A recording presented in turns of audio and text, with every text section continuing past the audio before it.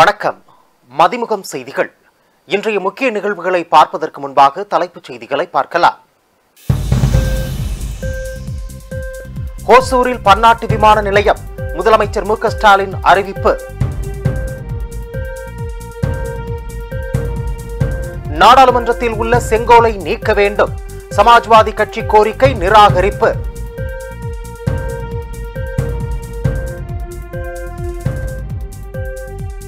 Olympic போட்டியில் பங்கேற்கும் தமிழ்நாட்டு வீரர்களுக்கான ஊக்கத்தொகை உயர்வு, அமைச்சர் உதயநிதி ஸ்டாலின் அறிவிப்பு.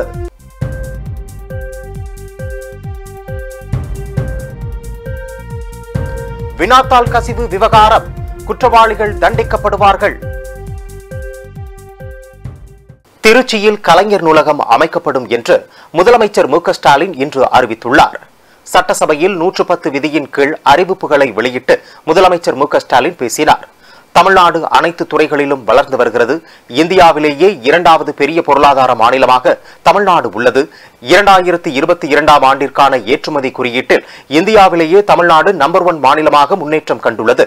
உலக முதலீட்டாளர்களை தமிழ்நாடு தொடர்ந்து ஈர்த்து வருகிறது. தமிழ்நாட்டின் உட்கட்டமைப்புக்கு அடித்தளம் அமைக்கும் வகையிலான அறிவிப்புகள் வெளியிடப்படுகின்றன. தமிழ்நாட்டை நோக்கி பல்வேறு நிறுவனங்கள் தொழில் தொடங்க வந்து கொண்டிருக்கின்றன. இதனால் இளைஞர்களுக்கு வேலைவாய்ப்பு கிடைக்கிறது. தமிழ்நாட்டில் வேலைவாய்ப்பு, ஏற்றுமதி, மோட்டார் வாகனம், தோல் பொருள் உள்ளிட்டவை அதிகரித்துள்ளது. ஓசூர் நகரத்திற்கான பெருந்திட்டம் தயாரிக்கப்பட்டு அது நிறைவடையும் நிலையில் உள்ளது. பொருளாதார வளர்ச்சி மையமாக ஓசூரை உருவாக்க பல்வேறு கட்டமைப்புகள் செயல்படுத்தப்படுகின்றன. கிருஷ்ணகிரி, தருமபுரியில் ஒட்டுமொத்த சமூக பொருளாதார வளர்ச்சிக்கு உதவும் வகையில் திட்டங்கள் வகுக்கப்படுகின்றன. ஓசூரில் 2000 ஏக்கர் பரப்பளவில் பன்னாட்டு விமான நிலையம் அமைக்கப்படும். ஆண்டுக்கு 3 கோடி பயணிகள் வந்து செல்லும் வகையில் இந்த விமான நிலையம் அமைக்கப்பட உள்ளது. மதுரை, கோவையை தொடர்ந்து திருச்சியில் கலைஞர் பெயரில் நூலகம் மற்றும் ஆராய்ச்சி மையம் அமைக்கப்படும். கோவையில் நூலகம் மற்றும் அறிவியல் மையம் அமைக்கும் பணிகள் விரைவில் தொடங்கப்படும். இவ்வாறு அவர் கூறினார். உலக முதலீட்டாளர்களை ஈர்க்கும் மாநிலமாக தமிழ்நாடு உயர்ந்து வருவதை இதன் மூலம் அறியலாம். அனைத்து மாவட்டங்களிலும் தொழில்களை பரவலாக உருவாக்கி வருகிறோம்.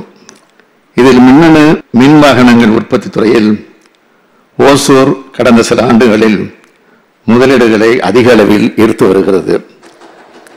இப்படிப்பட்ட சிறப்புகளை கொண்டு வேகமாக வளர்ந்து வரும் ஓசூர் நகரத்தினை தமிழ்நாட்டின் முக்கியமான பொருளாதார வளர்ச்சி மையமாக உருவாக்குவதற்காக அங்கு நவீன உட்கட்டமைப்புகளை அமைக்கும் நோக்கில் பல்வேறு தொலைநோக்கு திட்டங்களை தமிழ்நாடு அரசு தற்போது செயல்படுத்தி வருகிறது.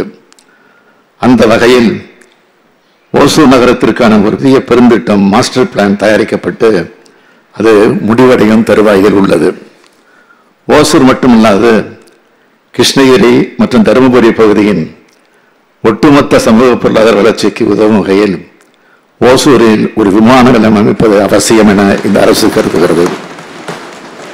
ஓசூரில் 2000 ஏக்கர் நிலப்பரப்பில் ஆண்டுக்கு 30 மில்லியன் பயணிகளை கையாளக்கூடிய வகையில் ஒரு பன்னாட்டு விமான நிலையம் அமைக்கப்படும் என்பதனை இந்த மாமண்டத்தில் நான் அறிவிப்பதில் மகிழ்ச்சி அடைகிறேன். நாடாளுமன்றத்தில் உள்ள செங்கோலை நீக்க வேண்டும் என்ற சமாஜ்வாதி கட்சியின் கோரிக்கை நிராகரிக்கப்பட்டுள்ளது. நாடாளுமன்ற மக்களவையில் உள்ள செங்கோலை நீக்க வேண்டும் என்று சமாஜ்வாதி கட்சி எம்பி R.K. சௌத்ரி சபாநாயகருக்கு நேற்று கடிதம் எழுதியிருந்தார். அந்த கடிதத்தில் சபாநாயகர் இருக்கை அருகே வைக்கப்பட்டுள்ள செங்கோலை அகற்ற வேண்டும், நாடாளுமன்றம் என்பது ஜனநாயகத்தின் கோவில், அரசர் அல்லது இளவரசரின் மாளிகை அல்ல, முடியாட்சி அல்லது ஏகாதிபத்தியத்தின் அடையாளமாக திகழும் செங்கோலை அகற்றிவிட்டு அந்த இடத்தில் இந்திய அரசியல் சாசனத்தை வைக்க வேண்டுமென அதில் தெரிவித்திருந்தார். இந்த நிலையில் மக்களவையில் வைக்கப்பட்டுள்ள செங்கோலை நீக்க வேண்டும் என்ற சமாஜ்வாதி கட்சியின் கோரிக்கை நிராகரிக்கப்பட்டுள்ளது. சமாஜ்வாதி கட்சியின் கோரிக்கையை நிராகரிக்க வேண்டும் என்று பாஜக நாடாளுமன்ற உறுப்பினர்கள் வலியுறுத்தியதன் அடிப்படையில் சபாநாயகர் அந்த கோரிக்கை ஏற்றுக்கொள்ளப்படாது, நிராகரிக்கப்படும் என்று தெரிவித்திருக்கிறார். நகராட்சி மற்றும் மாநகராட்சிகளின் எண்ணிக்கையை அதிகரிக்க நடவடிக்கை எடுக்கப்பட்டு வருகிறது என அமைச்சர் K.N. நேரு சட்டமன்றத்தில் கூறியுள்ளார். தற்போதுள்ள விதிகளின்படி புதிய நகராட்சி, மாநகராட்சிகளை மக்கள் தொகை மற்றும் வருவாய் அடிப்படையில் மட்டுமே உருவாக்க முடியும் என தெரிவித்தார். மக்கள் தொகை மற்றும் வருவாய் அடிப்படையிலான நடைமுறையை மாற்ற சட்ட திருத்தம் கொண்டுவர முடிவு செய்யப்பட்டுள்ளதாக தெரிவித்த அமைச்சர், தேவைக்கேற்ப நகராட்சியாகவோ மாநகராட்சியாகவோ தரம் உயர்த்த சட்ட திருத்தம் கொண்டுவரப்பட உள்ளது என அமைச்சர் K.N. நேரு சட்டமன்றத்தில் கூறினார். வினாத்தாள் கசிவுக்கு எதிராக நாடாளுமன்றம் ஒரு வலிமையான சட்டம் இயற்றியிருக்கிறது என்று குடியரசுத் தலைவர் திரௌபதி முர்மு கூறியுள்ளார். குடியரசுத் தலைவர் திரௌபதி முர்மு 18வது மக்களவையில் முதன்முறையாக இன்று உரையாற்றினார். அவர் பேசும்போது நாட்டின் இளைஞர்கள் பெரிய விஷயங்களை கனவு கண்டு அதனை சாதிக்கும் வகையிலான ஒரு சூழலை உருவாக்க தன்னுடைய அரசு பணியாற்றி வருகிறது என பேசினார். அவர் கல்வித்துறையில் அரசு எடுத்து வரும் நடவடிக்கைகளை பற்றி குறிப்பிடும் போது சில எதிர்க்கட்சி உறுப்பினர்கள் அவையில் நீட் தேர்வு என கூச்சலிட்டனர். இதன் பின்னர் அவர் பேசும்போது தேர்வில் எந்தவொரு காரணத்திற்காகவும் இடையூறு ஏற்பட்டால் அது முறையல்ல. அரசு பணியமர்த்தல் மற்றும் தேர்வுகளில் புனிதம் மற்றும் வெளிப்படைத்தன்மை மிக அவசியம். சமீபத்திய வினாத்தாள் கசிவு சம்பவங்களில் முறையான விசாரணையை நடத்த அரசு உள்ளார்ந்த ஈடுபாட்டுடன் உள்ளது. குற்றவாளிகளுக்கு எதிராக கடுமையான தண்டனையை உறுதி செய்ய நடவடிக்கை எடுக்கப்படும் என கூறினார். இதற்கு முன் வேறு சில மாநிலங்களிலும் வினாத்தாள் கசிவு சம்பவங்கள் நடந்தன. ஆனால் தேசிய அளவில் வலுவான நடவடிக்கை எடுக்க வேண்டிய தேவை ஏற்பட்டுள்ளது என்றும் கூறினார். வினாத்தாள் கசிவுக்கு எதிராக நாடாளுமன்றம் ஒரு வலிமையான சட்டம் இயற்றியிருக்கிறது என்றார். தேர்வு நடைமுறையில் சீர்திருத்தங்களை கொண்டு வருவதற்காக அரசு பணியாற்றி வருகிறது என்றும் அவர் கூறியுள்ளார்.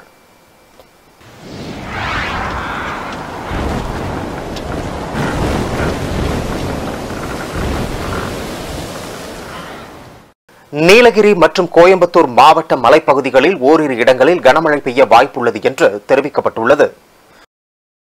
சென்னை வானிலை ஆய்வு மையம் வெளியிட்டுள்ள அறிக்கையில் மேற்கு திசை காற்றின் வேக மாறுபாடு காரணமாக தமிழகத்தில் ஓரிரு இடங்களிலும் புதுவை மற்றும் காரைக்கால் பகுதிகளிலும் லேசானது முதல் மிதமான மழை பெய்யக்கூடும். நீலகிரி மற்றும் கோயம்புத்தூர் மாவட்ட மலைப்பகுதிகளில் ஓரிரு இடங்களில் கனமழை பெய்ய வாய்ப்புள்ளது என்றும் தெரிவித்துள்ளது. தமிழகத்தில் ஓரிரு இடங்களிலும் புதுவை மற்றும் காரைக்கால் பகுதிகளிலும் லேசானது முதல் மிதமான மழை பெய்யக்கூடும் என்றும் 30 மற்றும் 1 ஆகிய தேதிகளில் மேற்குறிப்பிட்ட நாட்களில் மீனவர்கள் இப்பகுதிகளுக்கு செல்ல வேண்டாம் என்று அறிவுறுத்தப்படுகிறார்கள். இவ்வாறு அதில் தெரிவிக்கப்பட்டுள்ளது. விளையாட்டு வீரர்களுக்கு கலைஞர் ஸ்போர்ட்ஸ் கிட் வழங்க நடவடிக்கை எடுக்கப்பட்டுள்ளது என்று சட்டப்பேரவையில் அமைச்சர் உதயநிதி ஸ்டாலின் தெரிவித்துள்ளார். சட்டப்பேரவையில் பேசிய இளைஞர் நலன் மற்றும் விளையாட்டு மேம்பாட்டுத்துறை அமைச்சர் உதயநிதி ஸ்டாலின், திமுக ஆட்சிக்கு வந்த பின் விளையாட்டு வீரர்களுக்கு ரூபாய் 102 கோடி ஊக்கத்தொகை வழங்கப்பட்டுள்ளது. முதலமைச்சர் கோப்பை விளையாட்டுப் போட்டியில் கூடுதல் விளையாட்டுகள் இந்த ஆண்டு சேர்க்கப்படும். கோவையில் கிரிக்கெட் ஸ்டேடியம் அமைக்கும் பணி மேற்கொள்ளப்பட்டு வருகிறது. சட்டமன்ற தொகுதிக்கு ஒரு மினி விளையாட்டு ஸ்டேடியம் அமைக்கும் பணிகள் நடைபெற்று வருகின்றன. விரைவில் மக்கள் பயன்பாட்டிற்கு கொண்டு வரப்படும். மினி ஸ்டேடியம் அமைக்கப்படாத சட்டமன்ற தொகுதிகளில் ஸ்டேடியம் அமைப்பது தொடர்பான சாத்திய கூறுகள் குறித்து ஆய்வு செய்ய நடவடிக்கை எடுக்கப்படும். உங்கள் தொகுதியில் முதலமைச்சர் திட்டத்தின் கீழ் 210 திட்டங்கள் செயல்படுத்தப்பட உள்ளன. கடந்த ஒலிம்பிக் போட்டியில் தமிழ்நாடு வீரர் வீராங்கனைகள் 12 பேர் பங்கேற்றிருந்தனர். இந்த முறையில் பாரிஸ் ஒலிம்பிக் போட்டியில் பங்கேற்க 16 பேர் தேர்வு செய்யப்பட்டுள்ளனர். கடந்த முறை ஒலிம்பிக்கில் பங்கேற்றவர்களுக்கு சிறப்பு ஊக்கத்தொகையாக ரூபாய் 5 லட்சம் வழங்கப்பட்டது. இந்த முறை ரூபாய் 7 லட்சமாக உயர்த்தி வழங்கப்படும். விளையாட்டு வீரர்களுக்கு கலைஞர் ஸ்போர்ட்ஸ் கிட் வழங்க நடவடிக்கை எடுக்கப்பட்டுள்ளது. தமிழ்நாடு சாம்பியன்ஸ் அறக்கட்டளை மூலம் கோவையைச் சேர்ந்த சைக்கிளிங் வீராங்கனை தமிழரசிக்கு ரூபாய் 14 லட்சம் மதிப்பில் அதிநவீன சைக்கிள் மற்றும் உபகரணங்கள் வழங்கப்பட்டது. அதன் விளைவாக 2 தங்கம் 2 வெள்ளி பதக்கங்களை தமிழரசி வென்று தமிழ்நாட்டுக்கு பெருமை சேர்த்தார். கேலோ இந்தியா விளையாட்டுப் போட்டியை மத்திய பிரதேசத்தில் நடத்த ரூபாய் 25 கோடியை அம்மாநில அரசுக்கு மத்திய அரசு வழங்கியது. ஆனால் தமிழ்நாட்டில் நடத்த ரூபாய் 10 கோடி மட்டுமே மத்திய அரசு வழங்கியது. ஓட்டப்பந்தயம் என்றால் உசேன் போல்ட், கிரிக்கெட் என்றால் தோனி, அதை போல அரசியல் களம் என்றால் முதலமைச்சர் மு.க. ஸ்டாலின். இவ்வாறு அவர் கூறினார். 2021ஆம் ஆண்டு கழக அரசு அமைந்தது முதல் தேசிய மற்றும் சர்வதேச அளவில் பதக்கங்களை வென்ற தமிழ்நாட்டைச் சேர்ந்த 2860 வீரர்களுக்கும் மாற்றுத்திறனாளி வீரர்களுக்கும் இதுவரை 102 கோடியே 72 லட்சம் ரூபாய் நம்முடைய மாண்பு முதலமைச்சர் அவர்களால் ஹை கேஷ் இன்சென்டிவ்ஸ் உயரிய ஊக்கத்தொகையாக வழங்கப்பட்டுள்ளது. இந்தியாவிலேயே மற்ற வீரர்களுக்கு இணையாக தேசிய அளவில் வெற்றி பெறுகின்ற மாற்றுத்திறனாளி வீரர்களுக்கும் கடந்த ஆண்டு முதல் ஹை கேஷ் இன்சென்டிவ்ஸ் உயரிய ஊக்கத்தொகை வழங்கப்பட்டு வருகின்றது. கேலோ இந்தியா விளையாட்டுப் போட்டியில் பதக்கங்களை வென்ற தமிழ்நாட்டு வீரர்களுக்கு மாண்புமிகு முதலமைச்சருடைய அறிவுறுத்தலின் பேரில் போட்டிகள் நிறைவு பெற்ற ஒரே வாரத்தில் உயரிய ஊக்கத்தொகையை வழங்கி கௌரவப்படுத்தினோம். இதன் மூலம் அடுத்தடுத்த போட்டிகளில் பதக்கங்களை வென்று காட்டுவதற்கான ஊக்கத்தை நம் வீரர்கள் பெற்றுள்ளார்கள். கடந்த முறை ஒலிம்பிக் மற்றும் பாரா ஒலிம்பிக் போட்டிகளுக்கு தகுதி பெற்ற நம்முடைய விளையாட்டு வீரர்களுக்கு சிறப்பு ஊக்கத்தொகையாக தலா ரூபாய் 5 லட்சத்தை நம்முடைய முதலமைச்சர் அவர்கள் வழங்கினார்கள். சர்வதேச போதைப்பொருள் ஒழிப்பு தினத்தை முன்னிட்டு பல்வேறு மாவட்டங்களில் மாணவர்கள் மற்றும் அரசு அலுவலர்கள் பேரணியாக சென்று விழிப்புணர்வை ஏற்படுத்தினர்.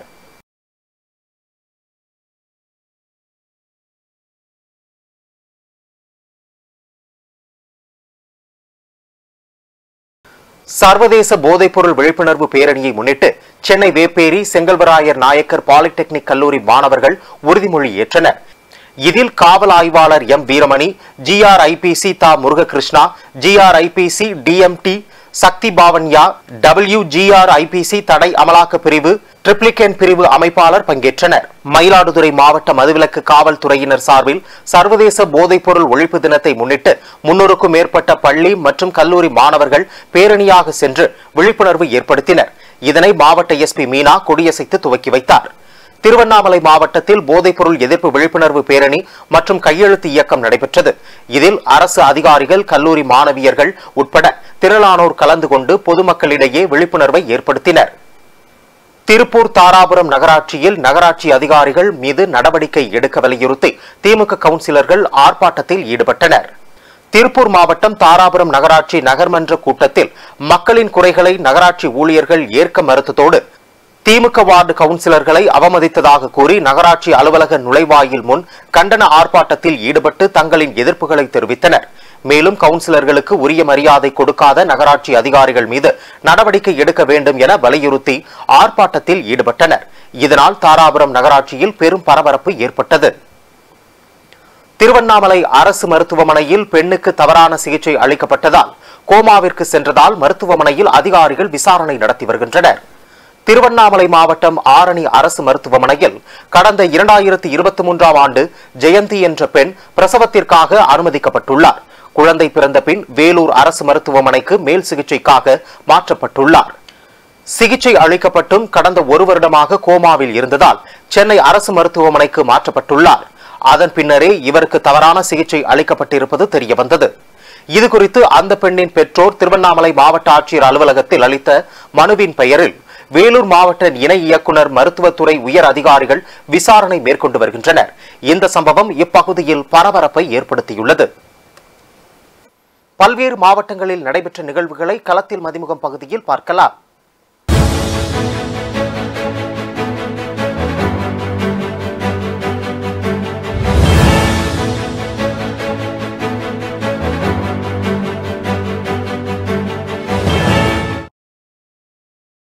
தமிழ்நாடு காங்கிரஸ் கமிட்டி முன்னாள் தலைவர் திருநாவுக்கரசர் தனது 75வது பிறந்த நாளை முன்னிட்டு ஸ்ரீ அபிராமி சமேத ஸ்ரீ அமிர்த கடேஸ்வரர் கோயிலில் குடும்பத்தினருடன் ஆயுஷ் ஹோமம் செய்து வழிபாடு செய்தார். தருமபுரி மாவட்டம் நெல்லிநகர் ஸ்ரீ கோட்டை மாரியம்மன் கோவில் தீமிதி திருவிழா வெகு விமர்சையாக நடைபெற்றது. இதில் திரளான பக்தர்கள் தீச்சட்டி ஏந்தி நேர்த்திக்கடன் செலுத்தி வழிபட்டனர். திருப்பத்தூர் மாவட்டம் ஆம்பூர் அடுத்த துத்திப்பட்டு கிராமத்தில் நடைபெற்ற சிறப்பு மனுநீதி நாள் முகாமில் 81,36,000 ரூபாய் மதிப்பிலான நலத்திட்ட உதவிகளை மாவட்ட ஆட்சியர் தர்பகராஜ் வழங்கினார். ராணிப்பேட்டை மாவட்டம் அரக்கோணம் காஞ்சிபுரம் நெடுஞ்சாலையில் ஆட்டோ மீது கனரக லாரி மோதி விபத்துக்குள்ளானது. ஆட்டோ ஓட்டுநர் ஆனந்தன் மருத்துவமனையில் அனுமதிக்கப்பட்டுள்ளார். தகவல் அறிந்து வந்த காவல்துறையினர் வழக்கு பதிவு செய்து தப்பி சென்ற லாரி ஓட்டுநரை தேடி வருகின்றனர். அரியலூர் மாவட்டம் உதயநத்தம் கிராமத்தில் குடிநீர் விநியோகிக்கப்படாததால் ஊராட்சி நிர்வாகத்தை கண்டித்து அப்பகுதி பெண்கள் சாலை மறியலில் ஈடுபட்டனர். இதனால் சிலால் அணைக்கரையில் சாலையில் போக்குவரத்து பாதிக்கப்பட்டது. இதுகுறித்து தகவல் அறிந்து வந்த அதிகாரிகள் பேச்சுவார்த்தையில் ஈடுபட்டு வருகின்றனர். திருப்பூர் மாவட்டம் பல்லடம் அருகே உள்ள பொருட்காட்சியில் இருந்து மர்ம நபர் ஒருவர் 50,000 மதிப்புள்ள செல்போன்களை திருடி சென்றுள்ளார். அதன் சிசிடிவி காட்சிகள் சமூக வலைதளங்களில் வைரலாகி வருகிறது. மேலும் இந்த சம்பவம் குறித்து பல்லடம் காவல்துறையினர் வழக்கு பதிவு செய்து விசாரணை மேற்கொண்டு வருகின்றனர். ராணிப்பேட்டை மாவட்டம் ஆற்காடு அருகே போலியான 10ஆம் வகுப்பு சான்றிதழ் பயன்படுத்தி ஊராட்சி மன்ற செயலாளராக பணியாற்றி வந்த நபரை மாவட்ட ஆட்சியர் உத்தரவின் பேரில் 3 பிரிவின் கீழ் வழக்கு பதிவு செய்து குற்றவாளியை காவல்துறையினர் தேடி வருகின்றனர். கோவை மாவட்ட ஒருங்கிணைந்த நீதிமன்றத்தில் இன்று சித்திரவதையை தடை செய்ய சட்டங்களை இயற்றுங்கள் எனும் தலைப்பில் வழக்கறிஞர்களுக்கான கருத்தரங்க நிகழ்ச்சி நடைபெற்றது. அதனைத் தொடர்ந்து சட்ட விதிகள் அடங்கிய புத்தகம் விநியோகம் செய்யப்பட்டது. திருப்பத்தூர் தூய நெஞ்ச கல்லூரி பேராசிரியர்கள் கருப்பு பேட்ஜ் அணிந்து தமிழக அரசிடம் பல்வேறு கோரிக்கைகளை முன்னிறுத்தி கண்டன ஆர்ப்பாட்டத்தில் ஈடுபட்டனர். பல்கலைக்கழக ஆசிரியர் சங்கம் தூய நெஞ்ச கல்லூரி கிளையின் சார்பாக இந்த கருப்பு பேட்ஜ் அணிகிற போராட்டமானது நடைபெற்றுக் கொண்டிருக்கிறது. ஏறக்குறைய 2 ஆண்டுகளாக பணி மேம்பாட்டுக்கான ஆணை வழங்கிய பின்னும் எங்களுக்கு இன்னும் பணி மேம்பாட்டு வழங்கப்படவில்லை. கல்லூரி ஆசிரியர்களுக்கு, அரசு உதவி பெறும் கல்லூரி ஆசிரியர்களுக்கு பணி மேம்பாடு வழங்கவில்லை. இரண்டாவதாக நிலுவைத் தொகையும் இன்னும் வழங்கப்படவில்லை. அரசு கல்லூரி ஆசிரியர்களுக்கு பணி மேம்பாடு வழங்கப்பட்டு நிலுவைத் தொகையும் செலுத்தாகிவிட்டது. அரசினுடைய இந்த பாரபட்சத்தை கண்டித்து தான் இந்த போராட்டம் நடைபெற்றுக் கொண்டிருக்கிறது. கல்லூரி ஆசிரியர்களுக்கு வழங்க வேண்டிய PhD இன்சென்டிவ், எம்ஃபில் இன்சென்டிவ் இரண்டும் நீண்ட நாள் கோரிக்கைகள் இன்னும் வழங்கப்படாமல் இருக்கிறது. அந்த கோரிக்கையை நிறைவேற்ற சொல்லிதான் இந்த போராட்டம் நடந்து கொண்டிருக்கிறது. பாரதிதாசன் கல்லூரியில் ஏறக்குறைய 116 பேராசிரியர்களுக்கு 7 மாதமாக சம்பளம் வழங்கப்படாமல் இருக்கிறது. அந்த நிலுவைத் தொகையை உடனே வழங்கும்படியாகவும் இந்த போராட்டம் நடந்து கொண்டிருக்கிறது. அதே போல அரசு கல்லூரிகளுக்கும் அரசு உதவி பெறும் கல்லூரிக்கான பாரபட்சத்தை நீக்க சொல்லி இந்த போராட்டம் நடந்து கொண்டிருக்கிறது. சார், சென்னை கேளம்பாக்கம் அருகே கண்டெய்னர் லாரி மீது இருசக்கர வாகனம் மோதி விபத்துக்குள்ளானது. இதில் ஹரீஷ் என்ற வாலிபர் சம்பவ இடத்திலேயே உயிரிழந்தார். தகவல் அறிந்து வந்த காவல்துறையினர் உடலை கைப்பற்றி மருத்துவமனைக்கு அனுப்பி வைத்தனர். ராணிப்பேட்டை சோளிங்கரில் கூலி தொழிலாளியை கொலை செய்த குற்றவாளிகளை கைது செய்ய கோரி பொதுமக்கள் சாலை மறியலில் ஈடுபட்ட போது பேச்சுவார்த்தை நடத்திய காவல்துறையினர் மீது கார் மோதிய சம்பவம் பரபரப்பை ஏற்படுத்தியுள்ளது. கோவை மாவட்ட ஆட்சியர் அலுவலகம் முன் நீட் தேர்வை ரத்து செய்ய வலியுறுத்தியும் மத்திய அரசை கண்டித்தும் SDPI கட்சியினர் கண்களை கட்டிக்கொண்டு கண்டன ஆர்ப்பாட்டத்தில் ஈடுபட்டனர். இதில் மாவட்ட செயற்குழு உறுப்பினர் முகமது ரஃபீக் மற்றும் மாவட்ட செயலாளர் மன்சூர் உள்ளிட்ட பலர் கலந்து கொண்டு கண்டன கோஷங்களை எழுப்பினர். பழைய கல்விக் கொள்கை, மாநில கல்விக் கொள்கையை கொண்டு வர வேண்டும். நீட் என்ற ஒரே மாதிரியான தேர்வை ரத்து செய்ய வேண்டும். இந்தியாவில் படிக்கின்ற ஏழை எளிய மாணவர்கள் மருத்துவர் ஆகும் பொழுதுதான் மருத்துவ தட்டுப்பாடு சரி செய்யப்படும். ஏழைகளுக்கான, கிராம மக்களுக்கான மருத்துவ வசதி கிடைக்கும் என்பதை தெரிந்து கொண்டு நாங்கள் என்ன செய்கிறோம், முழுமையாக இந்த நீட்டை ரத்து செய்ய வேண்டும் என்ற அடிப்படையில் தொடர் போராட்டங்களை நடத்துகிறோம். மக்கள் புரட்சி என்ன செய்யும், மாணவர்களுடைய புரட்சி இதில் நடக்கும். அதன் மூலமாக நீட் தேர்வை என்ன செய்யும், மத்திய அரசு கட்டாயமாக ரத்து செய்யும் என்பதை இந்த நேரத்தில் நாங்கள் தெரிவித்துக் கொள்கிறோம். SDPI ஜிந்தாபாத். திருப்பத்தூர் மாவட்டம் நாற்றம்பள்ளியை சேர்ந்த ராஜீவ் சிங்கப்பூரில் வேலைக்கு சென்ற இடத்தில் விபத்து ஏற்பட்டதை தொடர்ந்து அந்நிறுவனத்திடம் உரிய இழப்பீடு பெற்று தரக்கோரி SP அலுவலகத்தில் புகார் அளித்துள்ளார். ராணிப்பேட்டை மாவட்டம் சோளிங்கர் அரசு ஆண்கள் மேல்நிலைப் பள்ளியில் மாற்றுத்திறனாளிகளுக்கான சிறப்பு முகாம் நடைபெற்றது. இதில் 85 மாற்றுத்திறனாளிகளுக்கான உபகரணங்கள் வழங்கப்பட்டது. வேலூர் மாவட்டம் குடியாத்தம் பெட்ரோல் பங்கில் ஊழியரை தாக்கிய வழக்கில் குற்றவாளியான சுந்தர்ராஜன், தமிழ்வாணன், லோகேஷ், இரணியன், தினேஷ் பாபு ஆகிய 5 பேரை கைது செய்து காவல்துறையினர் விசாரணை மேற்கொண்டு வருகின்றனர். விருதுநகர் மாவட்டம் ஊராட்சி அலுவலகத்தில் மாவட்ட உறுப்பினர்களுக்கு நிதி ஒதுக்கீடு கோரி தீர்மானத்தில் கையெழுத்திட மறுப்பு தெரிவித்ததால் தீர்மான நோட்டுடன் வெளியேறிய மாவட்ட ஊராட்சி தலைவரை அதிகாரிகள் வழிமறித்ததால் பெரும் பரபரப்பு ஏற்பட்டது.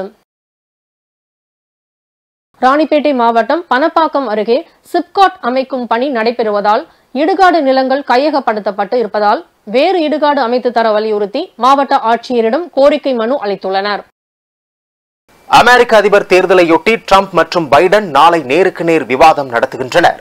ட்ரம்ப், ஜோ பைடன் இருவரும் நாட்டிற்கான தங்களின் செயல் திட்டங்கள் பற்றிய தெளிவான பார்வையை வழங்க உள்ளதால் இந்த விவாதம் ஒரு முக்கியத்துவம் வாய்ந்ததாக கருதப்படுகிறது. அமெரிக்காவில் வரும் நவம்பர் 5ஆம் தேதி அதிபர் தேர்தல் நடைபெற உள்ளது. இதில் ஜனநாயக கட்சி சார்பில் தற்போதைய அதிபர் ஜோ பைடன் மீண்டும் போட்டியிடுகிறார். அவரை எதிர்த்து குடியரசுக் கட்சி சார்பில் முன்னாள் அதிபர் ட்ரம்ப் போட்டியிடுகிறார். இந்த தேர்தலின் முக்கிய அம்சமாக வேட்பாளர்கள் பல்வேறு கட்டங்களில் நேருக்கு நேர் விவாதிப்பது வழக்கம். அந்த வகையில் முதலாவது நேரடி விவாத நிகழ்ச்சி நாளை நடைபெற உள்ளது. ஜார்ஜியா தலைநகர் அட்லாண்டாவில் நாளை இரவு 9 மணிக்கு நடைபெறும் இந்நிகழ்வில் ஜோ பைடனும் டொனால்டு டிரம்பும் நேருக்கு நேர் சந்தித்து விவாதிக்கின்றனர். மொத்தம் 90 நிமிடம் விவாதம் நடத்த ஏற்பாடு செய்யப்பட்டுள்ளது. விவாதத்தில் கடுமையான வார்த்தைகளை பயன்படுத்தக்கூடாது உள்ளிட்ட கடுமையான விதிமுறைகள் உள்ளன. பார்வையாளர்களுக்கு அனுமதி இல்லை. ட்ரம்ப், பைடன் இருவரும் அதிபர் வேட்பாளராக நேருக்கு நேர் விவாதம் செய்வது இது 3வது முறையாகும்.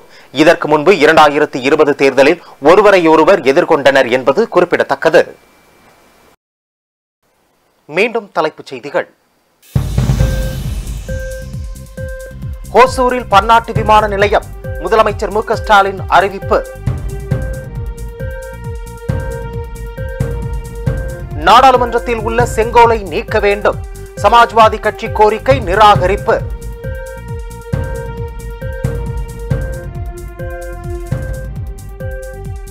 ஒலிம்பிக் போட்டியில் பங்கேற்கும் தமிழ்நாட்டு வீரர்களுக்கான ஊக்கத்தொகை உயர்வு, அமைச்சர் உதயநிதி ஸ்டாலின் அறிவிப்பு.